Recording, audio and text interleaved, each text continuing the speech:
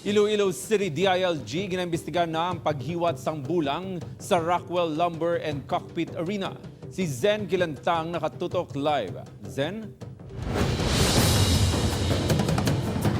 Sad nagpatigayon na sang separado nga investigasyon ang City DILG angot sa ginaligar bulang nga natabo sa barangay Don Esteban Lapuz apisara nga ginpauntat na sang IATF ang tanan nga cockpit operations.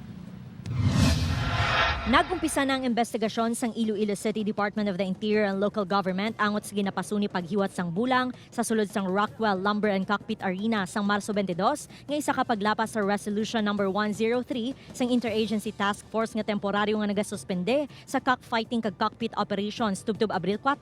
Ginmanduan sang DILG Region 6 ang City DILG nga imbestigahan ang insidente, ilabi na nga nakuhaan pa sang video footage ang nasambit nga pabulang. Ipatawag sang ahensya si punong barangay Efren Senayo sang Don Esteban Lapuz agud mahibaluan kung nga wala sini na monitor ang aktibidad.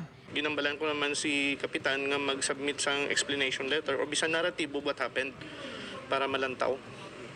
Then conduct man kami investigation, sinasar nga wala sila kabalo. Ginkatuan sa news team ang kapitan sa barangay apang may ginkatuan ini. Nagpamalibad naman ang mga barangay kagawad nga magpa-interview. Una na nga ginpahayag sang operator sang Rockwell Cockpit Arena nga wala sila may ginlapas bangod online bulang lang ilagin patigayon. Ginahulat pa nila ang show cause order nga gin-issue ni Mayor Jerry Trañas. Samtang nagpadala na sang sulat si City Councilor Jojo Javellana kay Vice Mayor Jeffrey Ganzon nga nagahinyo sa konseho nga magpatigayon sang committee hearing agud masanagan ang issue. Sa order sa aton IATF ni Mayor. Sad natala na nga hiwaton ang committee hearing sa City Council pagkatapos ng Semana Santa. Sad. Zen magluwas ang ginaimbestigahan nga kapitan kag operator sino pagidaman nalabat in kaso mapamatud-an nga may natabo giban nga bulang dito.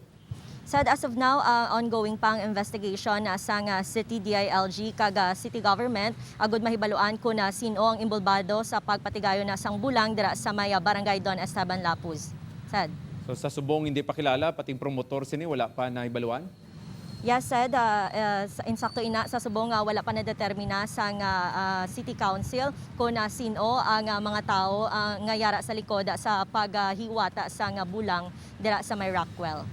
Sad. Madam mga salamat, Zen Kilantang.